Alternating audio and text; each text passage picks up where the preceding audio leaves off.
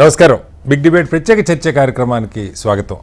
తెలంగాణ కాంగ్రెస్ ఇన్ఛార్జిగా ఉన్నటువంటి మీనాక్షి నటరాజన్ గారు మధ్యప్రదేశ్ నుంచి రాజ్యసభకి నామినేషన్ దాఖలు చేశారు. అయితే ఆ నామినేషన్ ఎన్నికల సంఘం తిరస్కరించింది.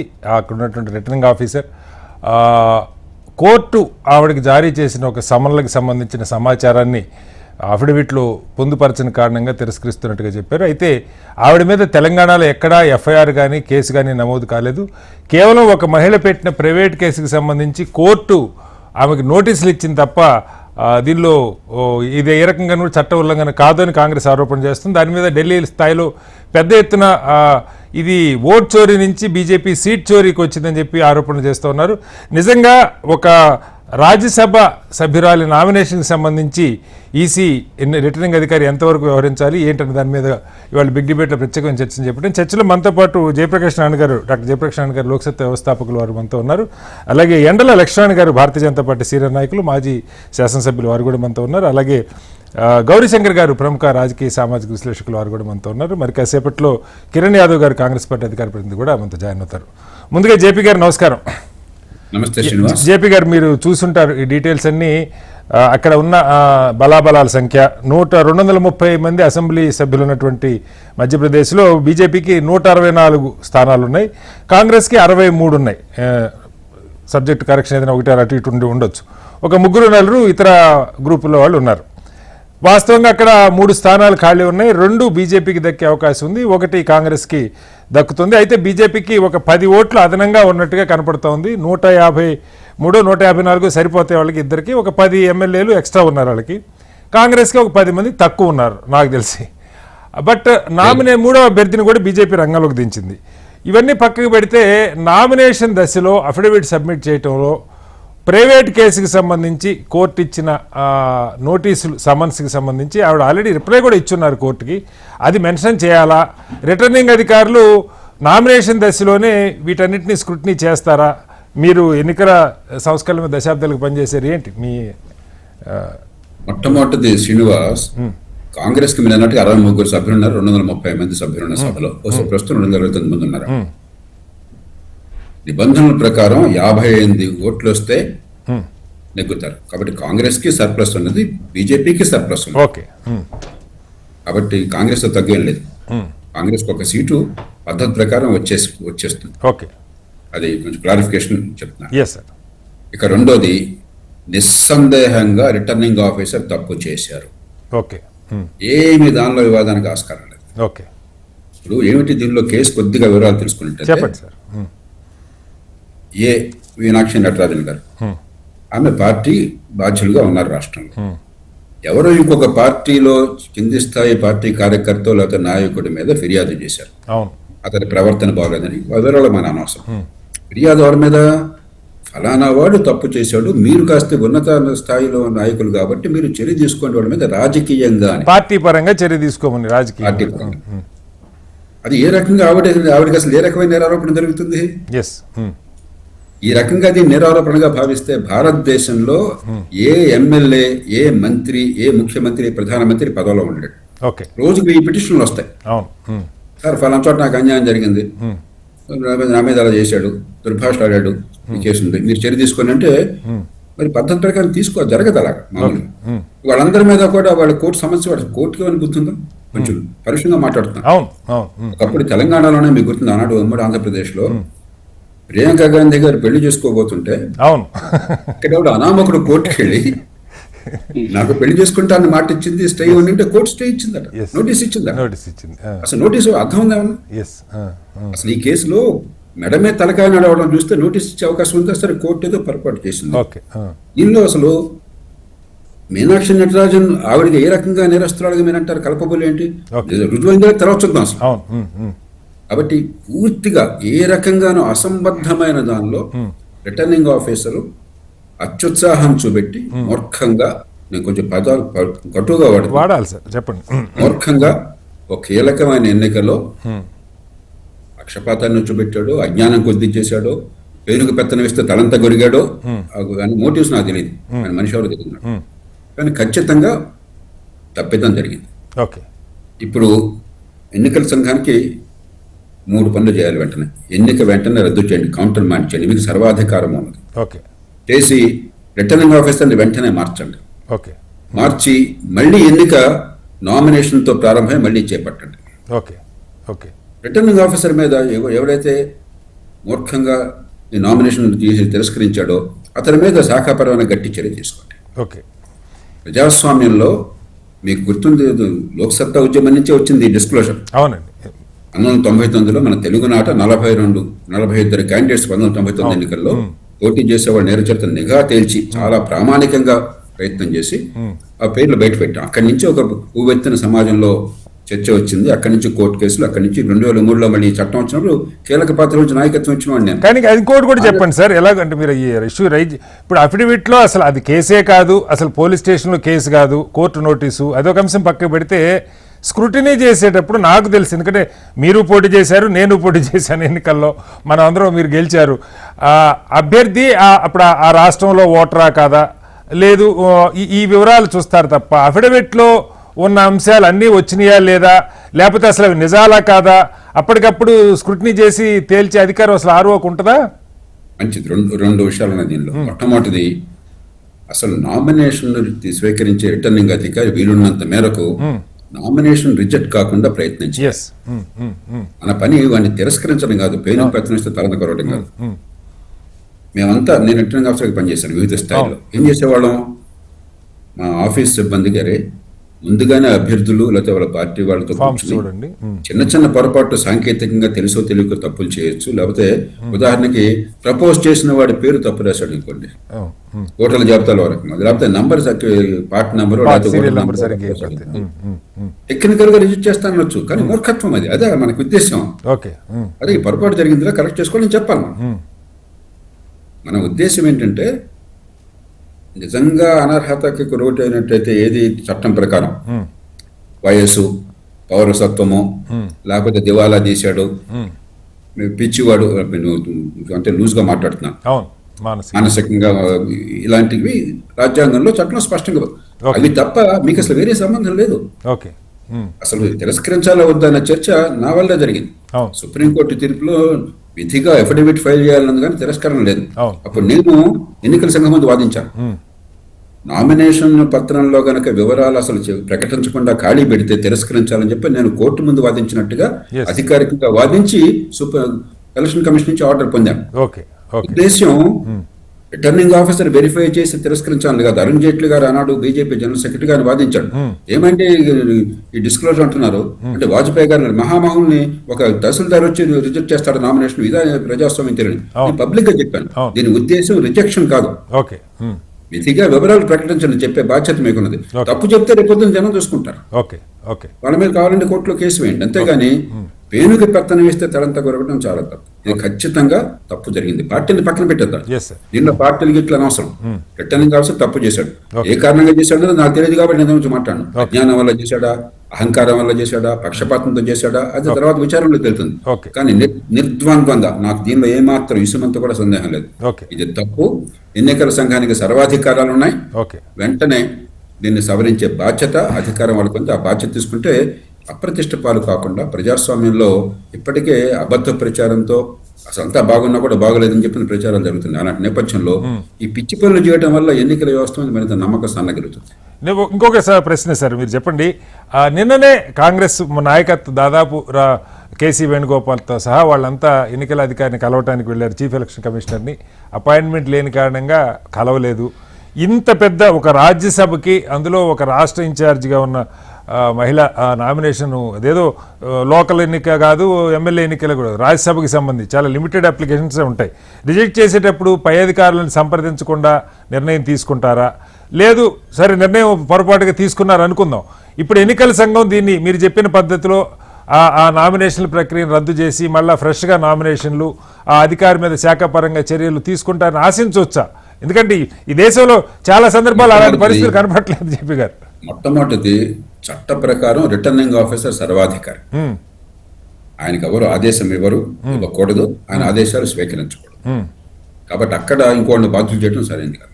ఎన్నికల సంఘం కాదు, అక్కడ రిటర్నింగ్ ఆఫీసర్. లోపాయికారిగా ఎవరిని అడిగాడో నాకు తెలియదు, కానీ వాళ్ళకి ఏమన్నా సందేహం వస్తే నివృత్తి చేసి వాళ్ళకి ఒక మార్గం చూపెట్టి తప్ప ఇలా చేయమని శాసించే అధికారం లేదు. ఓకే. ఏం చేయాలని చెప్పని ఆదేశాలు కోరేటువంటి బాధ్యత లేదు. కాబట్టి రిటర్న్ ఆఫ్ సర్వాధికారి.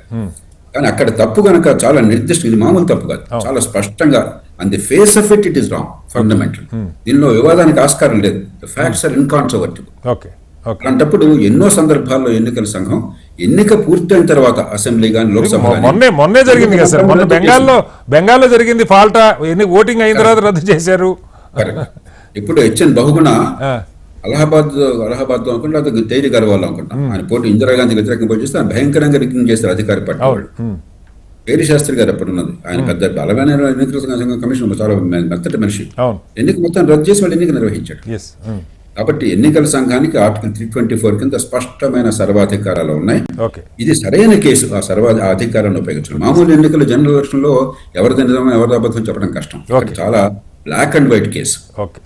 లక్ష్మణ్ గారు, ప్రతిష్ట కూడా పెరగడానికి ఇది మంచి కేసు. లక్ష్మణ్ గారు, మీరు విన్నారు చేయకుండా నిర్ణయం చేయాలి. సార్, జేపీ గారు చెప్పింది స్పష్టంగా విన్నారు లక్ష్మణ్ గారు. సరే, రాజకీయాలు, పార్టీలు, విమర్శలు, కేసు గురించి మెడ మీద తలకాయన్న వాళ్ళు ఎవరైనా ఒక పార్టీలో కార్యకర్త తప్పు చేస్తే ఆ కార్యకర్త మీద కేసు పెడుతుంటే ఆయన మీద పార్టీ పరంగా చర్యలు తీసుకోవాల్సింది కోర్టులో తప్పులేదు. కానీ కోరిన దాని మీద ఆవిడ కోర్టుకు వెళ్ళటం, కోర్టు విచిత్రంగా నోటీసులు ఇవ్వటం, ఎక్కడా పోలీస్ స్టేషన్లో ఎఫ్ఐఆర్ కానీ కేసు కానీ నమోదు కాల. దీని మీద సరే కాంగ్రెస్ వాళ్ళు ఇచ్చారా డేటా, సమాచారం ఎవరు ఇచ్చారు, ఈ దిక్కుమాల చర్చ కాకుండా నిజంగా అది నిలబడే కేసా, అసలు అది కేసా, దీని మీద రద్దు చేస్తే బీజేపీ నాయకులు అక్కడ సంబరాలు చేసుకుంటూ ఉన్నారు. ఈ రకమైన, అంటే ఇప్పుడు రాజకీయాల్లో పర్సెప్షన్ కూడా చాలా ఇంపార్టెంట్ సార్, మీకు తెలియంది కాదు. ఈ రకంగా గెలుస్తున్నారు, ఓటు చోరీ పోయి సీట్ చోరీకి వచ్చిందని ఈ విమర్శలు ఒక్క రాజ్యసభ సీటు కోసం అవసరమా లక్ష్మణ్ గారు? ఒకటి అంటే మనం గతంలో చూసినాం, ప్రభుత్వాలనే మార్చారు. ఎన్టీ రామారావు మీరు డజన్ రాష్ట్రాల్లో మార్చారులేండి ఈ మధ్యకాలం.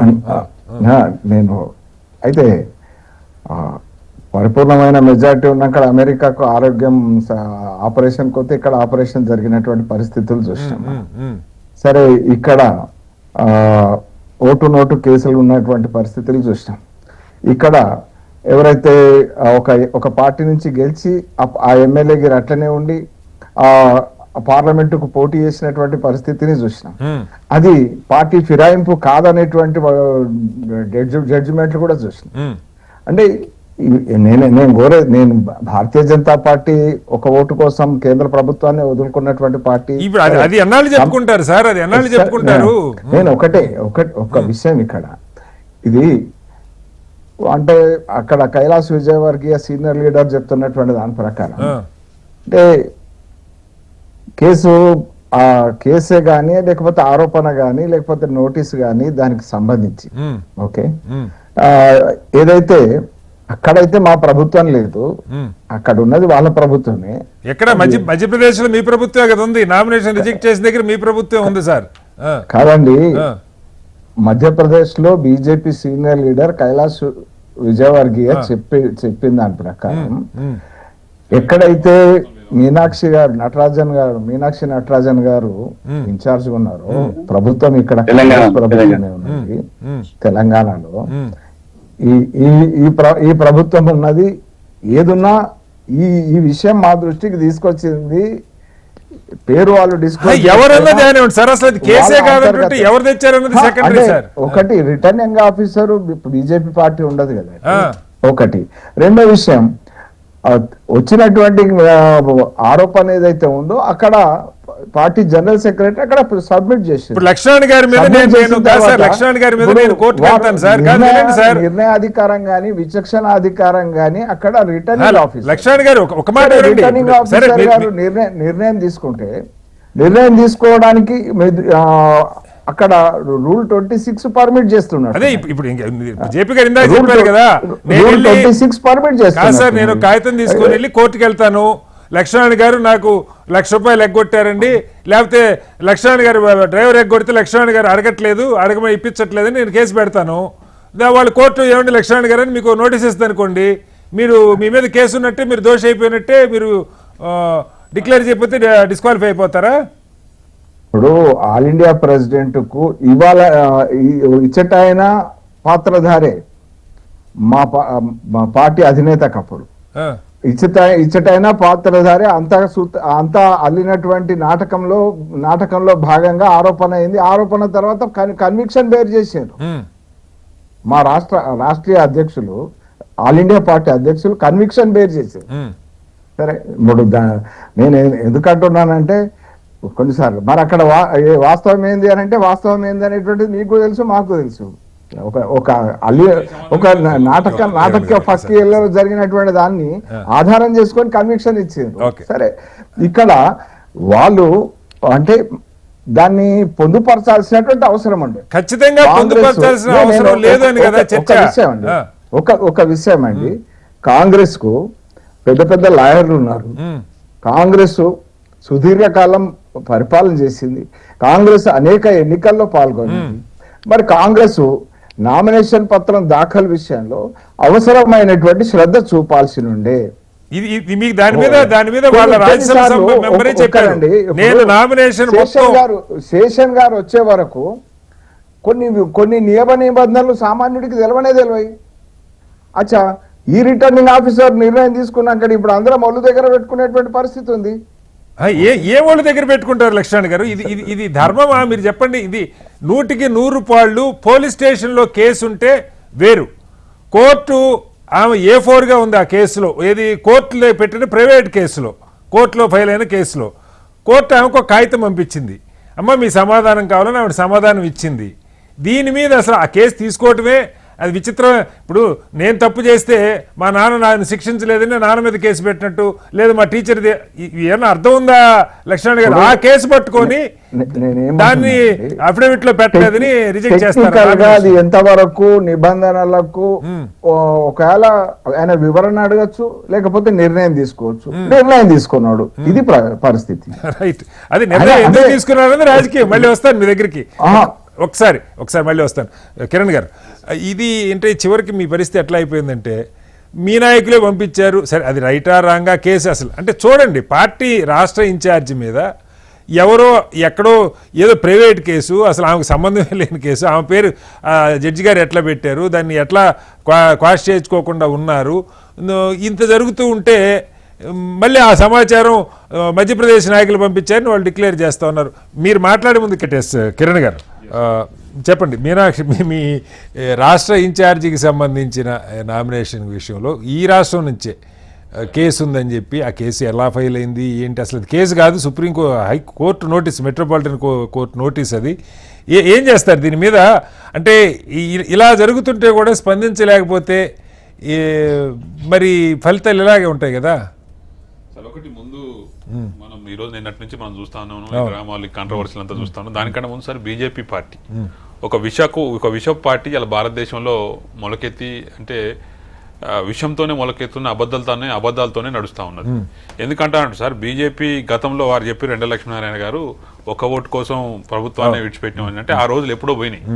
ఆ రోజులు ఉన్నటువంటి పరిస్థితిలో వాజ్పేయి గారు ఒక ఓటుతోని ప్రభుత్వాన్ని తీసేసుకుంటూ, తర్వాత అదే వాజ్పేయి గారు రాజీవ్ గాంధీ ఆయన ఆరోగ్యం బాగాలేదంటే ప్రభుత్వ ఖర్చులతో ప్రతిపక్ష నాయకుడు ఉన్న ఏ పార్టీ అని చూడకుండా ఆయన విదేశాలకు తీసుకెళ్లి ఆయన ఆరోగ్యాన్ని బాగు చేసిన పరిస్థితులున్నాయి. అప్పుడు అంత హెల్తీగా కూడా నడిచిన రాజకీయాలు ఉన్నాయి. కానీ రాను ఏమైందంటే ఒక పదవి మీద వ్యామోహంతో నేనే ఒక నియంతలాగా, ఒక చక్రవర్తి లాగా ఇలా భారతదేశాన్ని ఏలాలని ఆయన ఎప్పటి నుంచో కలలు కనుకొని వచ్చి ఇలా ముఖ్యమంత్రి తర్వాత ఇలా మోడీ గారు ఎవరైతారో ప్రధానమంత్రి సీట్లకు కూర్చొని, ఈవెన్ వాళ్ళ పార్టీలో కూడా వేరే వాళ్ళకి అవకాశం రాకుండా ఏకచక్రాధిపత్యంగా నేనే ఆ సీట్లకు కూర్చోవాలని చెప్పి పక్కన అమిత్ షాను పెట్టుకుని కొంతమందితోటి నడిపిస్తున్న భారతదేశాన్ని అబద్ధాల పునాదుల మీద విష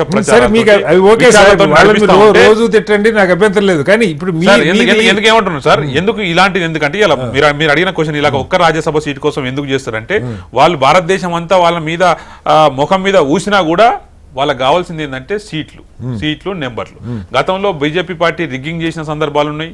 ఆ తర్వాత రాను పార్టీలు గవర్నమెంట్లే కూల్చి వాళ్ళకు ఎమ్మెల్యేలు గెలవకపోయినా వాళ్ళ దాంట్లో కలుపుకొని ప్రభుత్వాలు తెచ్చుకున్న సందర్భాలు ఉన్నాయి. ఆ తర్వాత రీసెంట్ గా మొన్న బెంగాల్ ఎలక్షన్ లో తీసుకొచ్చి లక్షల ఓట్లని తొలగించి ఇలా ఎలక్షన్ కమిషన్ ఏ విధంగా వాడుకుందో చూసినాం. ఎందుకంటే ఒక ఉదాహరణ మీ క్యాండిడేట్ ఒక ఉదాహరణ చెప్తా సార్. ఎలక్షన్ కమిషన్ మనం ఈ రోజున భారతదేశ ప్రజలందరూ కూడా నమ్మదగినం ఏదైంది ఉందంటే చాలా ప్రధానమంత్రి పార్టీని పక్కన పెడితే ఇలా స్వతంత్ర సంస్థల ఎలక్షన్ కమిషన్ అయినా లేదా మిగతా సంస్థలు అయినా న్యాయ వ్యవస్థ అయినా 4 పిల్లర్స్ ఏవైతే ఉందో వాటిని నమ్మదగిన వ్యవస్థలుగా భారతదేశ ప్రజలు ఇన్ని రోజులు నమ్ముకుంటూ వచ్చారు. కానీ ఇవాళ అదే నమ్మదగిన వ్యవస్థ స్వతంత్ర వ్యవస్థ అయిన ఎలక్షన్ కమిషన్ ఇలా ఒక ఎమ్మెల్యేగా పోటీ చేసిన అభ్యర్థి ఓటు సర్లో తీసేస్తే ఇలా ఆయనకు దిక్కు లేకుండా అయిపోయింది. అది కూడా టీఎంసీ అధికార పార్టీ ఉండి ఆయన అభ్యర్థి అయి ఉండి ఆయన ఓటు పోతే ఇలా సుప్రీంకోర్టు దాకా పోయి ఆయన ఓటు వెనక్కి తీసుకుని ఓటు గెలిచిన సందర్భం ఉంది. ఆయన ఎమ్మెల్యే గెలిచాడు కూడా. ప్రజల విశ్వాసం ఎటువైపు ఉన్నది, మీరు ఎటువైపు తీసేస్తున్నారు అంత అనామకంగా అంత అవిజ్ఞానంగా ఇలా ఓట్లను తొలగించుకుంటూ పోతే కూడా ఎలక్షన్ కమిషన్ మీద నమ్మకం ఎలక్షన్ కమిషన్ మీద నమ్మకం లేకుండా గతంలో మనం చాలా సార్లు చూసినాం. బ్రతికున్న మనుషుల్ని కూడా చనిపోయారని చెప్పి ఆ సర్లా తీసేసిన సందర్భాల్లో వాళ్ళందరూ దేశమంతా అరే ఇదేం పద్ధతిలో ఎలక్షన్ కమిషన్ గుమాస్తా లెక్క పనిచేస్తున్న బీజేపీ పార్టీకి అని చెప్పి అంటే ఈ రోజు జరిగింది అన్నాడు సార్. ఇలా మీనాక్షి నటరాజన్ గారు తెలంగాణ ఇన్ఛార్జిగా ఉన్నారు. ఇలా మీరు అన్నట్టు గతం ఇంతకుముందుకు పెద్దలు జయప్రకాష్ గారు చెప్పినట్టు వారెవరో మా దాంట్లో ఒక నాయకుడు తప్పు చేస్తే ఆయన తప్పు చేయడానికి ఈ యాక్షన్ తీసుకోవట్లేదు అని చెప్పడానికి మీనాక్షి నటరాజన్ మీద ఇప్పుడు పోలీస్ కంప్లైంట్ ఇస్తే అది ఎవరు తీసుకోలేదు, అది అవసరం కూడా లేదు. ఆయన మీద ఇచ్చుకుంటే తీసుకురు, ఆయన సస్పెండ్ చేశారు, అది అయిపోయింది. కానీ ఈమె మీద కోర్టు పోయి ప్రైవేట్ పెడితే కోర్టు ఆయన ఏం పంపారు లక్ష్మీనారాయణ గారు తెలుసు. ఏమా నీ మీద ఎలిగేషన్స్ వచ్చినాయి, ఇది నువ్వేనా లేకపోతే ఏంటి కరెక్టా రాంగా ఏందని చెప్పి ఆమె నోటీస్ అడిగితే ఈమె ఎక్స్ప్లెనేషన్ ఇచ్చింది. నాకు దానికి సంబంధం లేదు, నా అవేర్నెస్ లేదు అని చెప్పి ఎక్స్ప్లెనేషన్ ఇచ్చింది. Court even not registered, case అనేది రిజిస్టర్ కూడా చేయలేదు. ఒకవేళ రిజిస్టర్ చేసి ఉంటే పోలీసు వాళ్ళకి చెప్పేది, ఈమె మీద వెంటనే ఎఫ్ఐఆర్ ఫైల్ చేసి చట్టపరమైన చర్యలు తీసుకుని అని చెప్పేది. ఆమె ఎక్స్ప్లెనేషన్ ఇచ్చిన తర్వాత కోర్టు నుంచి కానీ ఎటువంటి ఆర్డర్స్ రాలేదు, ఏం కాలేదు. అలాంటప్పుడు ఆమె క్రిమినల్ కేసు అని మనం ఎందుకు అనుకుంటాం? ఇక అలాంటప్పుడు ఇలా ఆ రిటర్నింగ్ ఆఫీసర్ ఎవరు ఆయన మధ్యప్రదేశ్ లో కూర్చున్నాయన తెలంగాణ రాష్ట్రంలో కోర్టు ఏ విధమైన ఆదేశాలు ఇచ్చింది అనేది ఏమి తెలియకుండానే ఊరికైనా ఆ కేసు పెట్టలేదు అంటే నీ దగ్గర ఉన్న బేస్ ఏంది అసలు? నీ దగ్గర ఉన్న ఆధారాలు ఏంది అసలు? అది కేసా కాదని ఆధారం లేదు కదా. నువ్వు ఎట్లా నిమిషాల వ్యవధిలో ఎందుకు డిసిషన్ తీసుకోవాల్సి వచ్చిందంటే బీజేపీ పార్టీ విధంగా వాడుతుంది. ఇంకోటి కూడా దానికంటే ముందు డ్రామా ఏం చేస్తారంటే వీళ్ళకున్నది 116 మంది ఎమ్మెల్యేలు, వీళ్ళకి రావాల్సింది 2 రాజ్యసభ సీట్లు. Okay fine. కాంగ్రెస్ పార్టీకి 66 మంది ఎమ్మెల్యేలు, ఒక రాజ్యసభలో. మూడో వ్యక్తిని ఎట్లా పెడతారు? ఇవాళ పరివాల్ అద్వానీ అనే వాళ్ళకి 164 ఉన్నాయి, 164 ఉంటే వాళ్ళకి రావాల్సిన సీట్లు ఏంటి? రాజ్యసభ 2 వస్తాయి, కాంగ్రెస్ పార్టీ కోసం. మూడో వ్యక్తిని ఎట్లా మీరు పోటీలో పెడతారు? ఈవెన్ ఏదో 10 తక్కువ ఉందంటే క్రాస్ ఓటింగ్ ఎక్కడో గెలవచ్చు అనుకుంటారు, కానీ మూడో వ్యక్తిని పెడితే ఎట్లా పెడతారు? అదే రిటర్నింగ్ ఆఫీసర్ కి తెలంగాణ రాష్ట్రంలో ఏం జరిగింది, ఆ కోర్టులో ఏం ఆదేశాలు వచ్చినాయి అనేది నీకు నిమిషాల వ్యవధిలో ఎట్లా జరుగుతుంది? ఇదంతా కూడా చూస్తుంటే బీజేపీ పార్టీ ఈసీతోని ఆడిస్తున్న నాటకంగా తెలుస్తుంది. మేము కూడా ఇంకోటి చెప్పదలుచుకున్నాం, ఇలా బీజేపీ పార్టీ అనేది వాట్సాప్ ఈసీ అపాయింట్మెంట్ ఇచ్చినట్టు నిన్న మీ అర్థం అపాయింట్మెంట్ లేదు. ఈసీ కూడా ఒకవేళ నిజంగా కూడా ఇప్పటి వరకు మీ మీద జరిగిన ఆ ప్రచారం అంతా దుష్ప్రచారం, మా మీద కావాలని కొంతమంది శక్తులు చేస్తున్నారని మీరు పదే చెప్తా ఉన్నారు. Election commission single case simple case election commission చెప్తా ఉంది కదా, గతంలో బెంగాల్ ఎలక్షన్ చూసిన మిగతా ఎలక్షన్లలో మీద దేశం అంతా దుమ్మెత్తిపోయింది మీ మీద ఎలక్షన్ కమిషన్ నమ్మకం లేదు. కానీ ఈ ఒక్క సీట్ తోటి మీరు నిజంగా మేము ట్రాన్స్పరెన్సీగా పనిచేస్తున్నాం, నిష్పక్షంగా పనిచేస్తున్నాం తెలియాలంటే ఖచ్చితంగా ఈ కేసు ఏందనేది చూడాలి. మీరు అన్న జయప్రకాష్ గారు చెప్పినట్టు ఆ ఆర్ఓ ఎవరైతున్నారో ఆయన సస్పెండ్ చేయాల్సిందే. ఎందుకంటే ఇది క్లియర్ కట్ సీట్ గెలిచి కాంగ్రెస్ కి రావాల్సిన సీట్లో దీంట్లో మీరు ఇంత డ్రామాలు ఆడుతున్నారు. ఇంకోటి వారు మంత్రి గారు ఎవరు మాట్లాడతారు, నిజంగా మీకు రాజ్యసభ సీట్ వస్తే సంతోషం, కానీ ఎట్లా వస్తుంది అనేది తెలియకుండా కేసు ఇది తిరస్కరించబడని తెలిస్తే సంబరాలు చేసుకుంటారు. ఈ విధంగా కాంగ్రెస్ పార్టీ నాయకులే ఇక్కడికి కాగితం పంపించారని చెప్తా అంటే మీరు ఎంత పకడ్బందీగా ప్లాన్ గా చెప్పాలనుకుంటున్నారు. సో ఈ విషయాన్నంతా మనం చూస్తే ప్రజలందరూ గమనిస్తున్నారు. లక్ష్మీనారాయణ గారు కూడా ఆయన మామూలు కూర్చునే వ్యక్తి కాదు, ఏం మాట్లాడకుండా కూర్చున్నా అంటే బీజేపీ పార్టీ తప్పు చేసిందనే కదా. సో ప్రజలందరూ చూస్తున్నారు ఇలాంటి దొంగ ప్రచారాలు ఏదైతే ఉందో వాడుకుంటుందో బీజేపీ ఖచ్చితంగా రాబోయే రోజుల్లో గుణపాఠం నేర్చుకుంటుంది. వస్తాను లక్ష్మణ్ గారు, మళ్ళీ వస్తాను. ఒకసారి గౌరీశంకర్ గారు, బోలెడన్ని ఎన్నికలు మీరు చూస్తుంటారు, నామినేషన్లు జేపీ గారు చెప్పారు ఇందాక. అంటే రిటర్నింగ్ అధికారులు వీలైనంత మంది అభ్యర్థులు పోటీ చేయాలి, ఎన్నిక సజావుగా జరగాలి అన్నది వాళ్ళ దృష్టి పెట్టాలి. ఒక విషయం చెప్తాను సార్, ప్రజాస్వామ్యంలో ఒక రైట్ ప్రతి ఒక్కరికి ఏముందంటే ఎన్నికల్లో పోటీ చేయడానికి అందరూ వీలైనంత వరకు అర్హులను అందరూ పోటీ చేయాలి. మీ ఎలక్షన్ ఆర్ఓ గానీ నామినేషన్ తీసుకునే వాళ్ళ పని ఏంటంటే వీలైన తప్పులు చేస్తే దానికి సరి చేసుకోవడానికి అవకాశం ఇచ్చి పోటీ చేసే విధంగా మీరు ప్రోత్సహించాలి తప్ప అనేది అది ఉన్నది. జయప్రకాష్ గారు చెప్పారు. గౌరీశంకర్ గారు, మామూలుగా కూడా ఇవి 2 వెరిఫై చేస్తారు. ఏ పార్టీ అభ్యర్థి అయినా ఇప్పుడు సపోజ్ ఎమ్మెల్యే కనుకోండి, ఆ 10 మంది ప్రపోజ్ చేసిన వాళ్ళు ఓటర్ లిస్టులో ఉన్నారా, ఆ పార్టీ నెంబర్లు సీరియల్ నెంబర్లు కరెక్ట్గా రాశారా, వాళ్ళు ఇవి ఉన్నాయా, సంతకాలు అవి ఉన్నాయా, ఇవన్నీ వెరిఫై చేస్తారు. అలాంటి సంబంధించి చూస్తారు తప్పితే అఫిడవిట్లో అసలు అంశాలు ఉన్నాయా, ఆ అంశాలు నిజమా కాదా వెరిఫై చేసుకుంటే రేపొద్దున నా నామినేషన్లో నా దగ్గర 10 తులాల బంగారం ఉందని పెడతా, మార్కెట్ రేటు ఏదో ఉంటుంది, ఈయన ఆ రోజు నేను 10 రూపాయలు అటు ఇటుకు ఉందనుకోండి, ఇంకా నామినేషన్ రిజెక్ట్ చేస్తారా? ఇంత విచిత్రంగా ఎన్నికల సంఘం అధికారులు వ్యవహరిస్తుంటే, సరే జేపీ గారు అధికారి సొంతంగా నిర్ణయం తీసుకునే స్వేచ్ఛ ఉంది, కానీ తీసుకుంటున్నారా? పైనుంచి ఆదేశాలు రాకుండా తీసుకుంటున్నారా? ఏం చేయాలని అడిగి ఇది ఇట్లా అంటున్నారు, మరి ఏం చేయమంటారని పైన అడగకుండా నిర్ణయాలు తీసుకునే దమ్ము ధైర్యం ఇప్పుడున్న అధికారులకు ఉన్నాయా? గౌరీశంకర్ గారు, ఇట్స్ క్వైట్ ఇంట్రెస్టింగ్ మన కేసు ఇది. ఎట్లా అనంటే నేను just purely based on media reports in మన హైదరాబాద్ కానీ మన మధ్యప్రదేశ్ లో వచ్చిన మీడియా రిపోర్ట్స్ అన్ని చదివాను. చెప్పండి సార్. కానీ దాంట్లో ఏంటంటే ఇప్పుడు భారతీయ జనతా పార్టీ జనరల్ సెక్రటరీ ఉన్నాడు అసలు రాహుల్ కోటారి, అతను అబ్జెక్షన్ ఫైల్ చేశాడు. అంటే డెఫినెట్ గా భారతీయ జనతా పార్టీ అక్కడ మధ్యప్రదేశ్ క్యాడర్ ఇక్కడ కానీ వాళ్ళు ఈమెను ట్రాక్ చేస్తా ఉన్నారు. ఈ పైన ఏమైనా కేసెస్ ఉన్నాయా లేదా, what is your background, and definite గా ఎవరి ఏ అపోనెంట్ ఎలక్షన్ అయితే దాంట్లో ఏంటంటే ఇప్పుడు రిటర్నింగ్ ఆఫీసర్ ఏమని రాశారు, దాంట్లో రిటర్నింగ్ ఆఫీసర్ అఫిడవిట్ లో రాసింది ఏంటంటే incomplete affidavit in form 26 conceal material facts అని పెట్టాడు కామెంట్. అది కామెంట్ చేసి రిజెక్ట్ చేశారు. అయితే దీంట్లో ఏంటంటే ఒక lady had launch A complaint, ఒక క్రిమినల్ కేసు ఫైల్ చేసింది పోలీస్ స్టేషన్. ఏంటంటే నన్ను కొంతమంది అబ్యూజ్ చేశారు, వాడారు, నాకు ఇంటిమిడేషన్ చేశారు, నన్ను ఎక్స్ప్లాయిట్ చేశారు ఒక కంప్లైంట్. ఒక X lady, know the name, కానీ ఎక్స్ లేడీ ఒకటి. అయితే తర్వాత తను మామూలుగా ఒక పార్టీ హైకమాండ్ లీడర్స్ చాలా మంది వెళ్ళి కంప్లైంట్ చేశాను ఏంటంటే ఇట్లా నన్ను చాలా మిస్యూజ్ చేశాడు, అబ్యూజ్ చేశాడు అది. అయితే తను నటరాజన్ గారు వెళ్ళారు, ఈమె దగ్గర వెళ్ళేసి ఇతనికి కంప్లైంట్ చేశారు. కంప్లైంట్ చేశాక తను అప్పటికే ఆ ప్రాసెస్ నడుస్తూ ఉంది. అవి ఉన్నాక దాన్ని లేదు we are taking action against them, will take action. కాదు సార్, కాదు సార్, నాకు ఆశ్చర్యంగా నవ్వు వస్తుంది గౌరీశంకర్ గారు. ఇప్పుడు బండి భగీరథ్ మీద కేసు ఉంది, వాళ్ళ నాన్నగారిని కేంద్ర మంత్రిగా ఉన్నారు, దేశంలో చాలా మంది ఆయన సస్పెండ్ చేయమని మోడీ గారికి బోల్డ్ ఎంతమంది పెట్టారు. రేపొద్దున మోడీ గారు సస్పెండ్ చేయలేదు, మోడీ గారి కోర్టు ఏదైనా జిల్లా కోర్టు మెజిస్ట్రేట్ కోర్టు ఒక కాగితం పంపిస్తే మోడీ గారి నామినేషన్ లో అది మెన్షన్ చెబితే తీసేస్తారా? Election commission has to review it, లేదంటే తన కోర్టుకు వెళ్ళి వస్తుంది. కానీ దీంట్లో ఏంటంటే ఈమె కంప్లైంట్ ఇచ్చాక మళ్ళీ నటరాజన్ గారి దగ్గర వెళ్ళండి, వెళ్ళి తను అడిగింది, నేను ఒక వ్యక్తి మన కాంగ్రెస్ లీడర్ మీద కంప్లైంట్ ఇచ్చాను, మీరు ఏం యాక్షన్ తీసుకున్నారు అంటే మీ ఆర్ సస్పెండెడ్ అని. నటరాజన్ ఎప్పుడంది తను రెస్పాన్స్ ఏంటంటే October 24, 2025 లో నేను ఆల్రెడీ సస్పెండ్ అంటే ఆ లేడీ ఏం చేసింది, okay you give me the letter, can show me the letter అని అడిగింది. అయితే దాన్ని చూపలేదని again then she went to the court చేసి ఫైల్ చేసి no action has been taken against the accuse and these are all people are party to it, these all people are involved in it అని అందరి పేర్లు add చేసింది. నటరాజన్ గారి పేరు add చేసింది, వేరే వాళ్ళ కాంగ్రెస్ లీడర్ పేరు. కోర్టు కాదు సార్, వాళ్ళ పేర్లు ఆమె చెప్పింది, కోర్టు పెట్టింది, కోర్టు పోలీసులు డైరెక్షన్ ఇచ్చిందా ఎఫ్ఐఆర్ ఫైల్ చేయమని? ఎఫ్ఐఆర్ ఫైల్ అయిందా?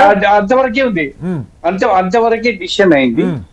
చేశాక subsequently she went to the కోర్టులో వెళ్ళి పిటిషన్ ఫైల్ చేసింది. ఓకే, దాంట్లో మనకు కాలం లో ఏంటంటే మనకు ఫార్మ్ 63/26 లో సింపుల్ గా ఒక కాలం లో దాంట్లో రాస్తారు, are there any criminal cases pending against you, yes or no. Yes అంటే ఏమేమి ఉంటాయి, మనకి పాస్పోర్ట్ లో రాస్తాం కదా, సేమ్ అలాగే రాస్తాం. సో నా మీద ఒక ఎఫ్ఐఆర్ ఉంది అనుకోండి, నేను రాస్తాను ఎఫ్ఐఆర్. ఎగ్జాక్ట్లీ నేను అదే అంటున్నాను సార్, ఎఫ్ఐఆర్ ఉండి నాకు ఎఫ్ఐఆర్ దీంట్లో ఉంది. దీంట్లో because there is direction has comes from the court నుంచి మీకు నోటీస్ పోయింది కాబట్టి ఇట్ ఈస్ నోటీస్ ఓన్లీ. అయితే ఈమె నోటీస్ కి రిప్లై కూడా ఇచ్చింది నటరాజన్ గారు. October 24 నోటీస్ ఇచ్చింది, I have no way involved in అని, case is pending. That should have been mentioned it in the affidavit అని, that is the returning officer submission. Okay okay you should have mention that. Okay అంతే. That is so నేనేమన్నానంటే sir కాదు, నేనేమన్నానంటే ఇలా గౌరీశంకర్ గారు మీ అనుభవంలో చెప్పండి. చాలా ప్రైవేట్ కేసులు ఉంటాయి, పోలీసులు కేసు ఫైల్ చేయకపోతే కోర్టుకి వెళ్ళొచ్చు ఎవరైనా, కోర్టు దాన్ని పరిగణలోకి తీసుకొని వాళ్ళకి నోటీసులు ఇచ్చి, ఒకవేళ కోర్టు ఇది విచారించదగ్గ కేసు అంటే పోలీసులు డైరెక్ట్ చేస్తారు, మీరు ఎఫ్ఐఆర్ ఫైల్ చేయండి దీని మీద, మీరు విచారణ, ఎందుకంటే కోర్టు విచారణ చేయదు కదా, కోర్టు విచారణ అంతా జరిగి ఛార్జ్ షీట్ వచ్చిన తర్వాత కోర్టులో వాదోపాదం జరిగితే దాన్ని బట్టి జడ్జిమెంట్ ఇస్తుంది. కోర్టు రోజు విచారణ చేయటం కాదు, ఛార్జ్ షీట్ ఫైల్ చేయటం కాదు. కోర్టు అలా పోలీసులకి డైరెక్షన్ ఇచ్చిన సందర్భం లేదు ఇక్కడ. ఏ పోలీస్ స్టేషన్లో దీని మీద కేసు ఫైల్ కాల, ఇది ఓన్లీ మియర్లీ ఒక నోటీసు. కోర్ట్ నుంచి నోటీస్ వచ్చినప్పుడు that should have been mentioned and that is the argument. అదే వాళ్ళ argument sir. You have there is a allegation of you are one of the accused in that criminal case, you should have mentioned it అని. అతను Bharatiya Janata Party general secretary Rahul Kothari తను mention చేశారు, mention చేయలేదు కాబట్టి I objection పెట్టారు. Election commission to review it and high court మే రేపు కోర్టుకు వెళ్తుంటే court may strike it down. నిజంగా తీసుకోవాలా లేదా అని అంటే దాని again it's a debatable thing. నేను అదే కోర్టులకు వెళ్తే కాదు గౌరీశంకర్ గారు, కోర్టులకు వెళ్తే ఈలోగా ఈ నామినేషన్ ఇది రద్దు కాకుండా కోర్టులకు వెళ్తే కోర్టు ఈలోగా ఇక్కడ అయిపోద్ది, రాజ్యసభ సభ్యత్వం వెళ్ళిపోద్ది, వాళ్ళు ఒక్కో 4 ఏళ్ళు 10 ఏళ్ళు నడుస్తాయి, పదవి కాలం అయిపోయాక. ఇంకో కేసు చెప్తాను, నేను ఇంకో కేసు చెప్తాను సార్, వెరీ ఇంట్రెస్టింగ్ కేసు అది. భారతీయ బిఆర్ఎస్ ఒక క్యాండిడేట్ ఉండే, రైట్ సార్, మన్నించాలి సార్, బిఆర్ఎస్ క్యాండిడేట్ ఒక అతను టికెట్ కోసం వెళ్ళాడు కేసీఆర్ గారి దగ్గర. అతను ఇంకో వైఫ్ మ్యారేజ్ చేసుకుంటారో తెలియదు కానీ ఒక lady had filed police complaint. ఎప్పుడైతే తెలిసిందో కేసీఆర్ రిజెక్టెడ్ హిస్ అప్లికేషన్. ఈ సెడ్ నో, వద్దు, అది సెటిల్ చేసుకుని తర్వాత నీకు లేదంటే నీకు ఎలక్షన్ ప్రాబ్లం అవుతుంది. ఆల్రెడీ హీ ద వైఫ్ ఇంకో కంప్లైంట్ లేడీ కంప్లైంట్ ఇచ్చింది కాబట్టి హీ రిజెక్టెడ్. కంప్లైంట్ నిజమా కాదా విచారణ కాదు, ఏ పోలీస్ స్టేషన్ లో ఎఫ్ఐఆర్ ఫైల్ కాకుండా ఛార్జ్ షీట్ లేకుండా కోర్టు నోటీసులు మెన్షన్ చేయాలనేది కేసు. అసలు అది కేసు, కోర్టు నోటీసు కేసు కింద ఎలా వస్తుంది అన్నదే పాయింట్. సార్ ఏమైందంటే when police don't take cognizance of the complaint, వీళ్ళు కోర్టు నుంచి ఆమె నోటీస్ ఇప్పించారు. అది ఇచ్చారు సార్, బట్ కోర్టు డైరెక్ట్ చేయలేదు. నా పాయింట్, కోర్టు పోలీసులు డైరెక్ట్ చేయాలి కదా, మీరు కేసు ఫైల్ చేయని అలా చేస్తారు. అదే ప్రొసీజర్. కోర్టు ఏంటంటే నటరాజన్ గారికి అడిగండి what exactly this, what action has been taken అంటే నేను అదే అంటున్నా. ఇప్పుడు మోడీ గారిని కోర్టు అడుగుతుంది అనుకోండి, ఏమండి మీరు బండి సంజయ్ గారి మీద చర్యలు ఎందుకు తీసుకోలేదని, అది మా పార్టీ చూసుకుంటది. డైరెక్ట్ ఇన్వాల్వ్మెంట్ కూడా లేదు. ఎగ్జాక్ట్లీ, డైరెక్ట్ ఇన్వాల్వ్మెంట్ ఏం లేదు because head of the Congress leader కాబట్టి. రైట్ సార్, గౌరీశంకర్ గారు ఏం జరుగుతుందో చూద్దాం. కోర్టు పరిధిలో ఈ అంశం ఉందా, కోర్టు నోటీసులను కూడా ఎఫ్ఐఆర్ లాగో ఛార్జ్ షీట్ ఫైల్ అన్నట్టుగా పరిగణించాలా, రాజకీయం కోసం ఏమైనా చేస్తారా, ఎన్నికల సంఘం దీన్ని ఏ రకంగా తీసుకుపోబోతుంది, దాన్ని రద్దు